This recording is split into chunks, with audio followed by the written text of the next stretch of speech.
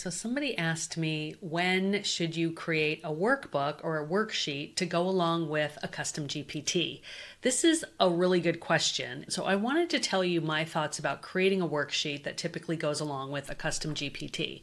So oftentimes you will see somebody go through a custom GPT and the GPT is asking them questions as they go. But what I don't love about that is, especially is from the user perspective, is that you don't know what the next question is going to be, and you don't know what type of information you should combine or get ready in advance to answer the questions. And so it often can feel a little bit like they're not answering the questions thoroughly enough if the GPT is asking them as they go, because they didn't have time to know in advance what they were going to be asked. So with a worksheet or a workbook that you create in Google, the nice thing about that is the person can see the stuff that they need to kind of get together and put in the worksheet in order to put it into the custom GPT.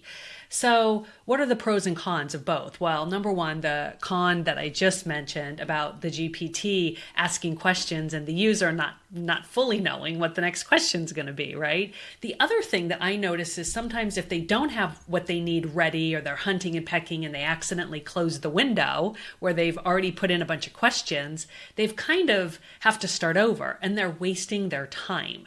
And so I don't love that. And I have a tendency to do that myself as a user. So again, that's another reason why I always kind of opt for a worksheet.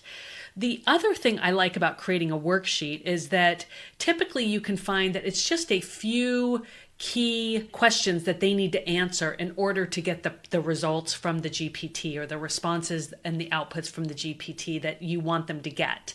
And then they have this worksheet or this workbook that they've created in Google that they can then take the responses and put them back into the worksheet. So they're already creating like a library of whatever it is that the GPT or the AI bot gave them, right? I really like having a worksheet, but I also like to make sure that they're as succinct and short with as few questions as possible in order to get the richest information from the GPT as possible. Sometimes that means that a user, for instance, might only need to answer 5 questions in order to make the GPT work really well. Sometimes it might be more. Sometimes it might be 3 questions. But the nice thing about it is that we're going to let the GPT do the heavy lifting. We want the user to do as little work as possible in order to get them the result that they are using the GPT to get, right? So that's kind of like how I like to think about workbooks. Depending on the types of custom GPTs that you're building, having it in a workbook or a worksheet that the user can go back to is really nice, because then they can update the responses and then they can run it again without having to start from scratch every single time they want to use your custom GPT.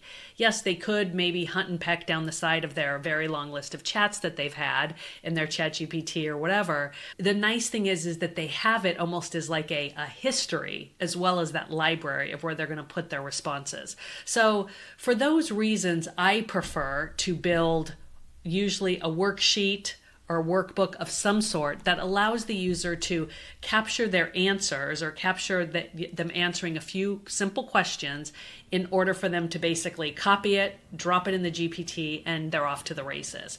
So let me know if that helps. I hope this was insightful for you. And if you have any thoughts on this, please feel free to respond. I hope you're having a great day.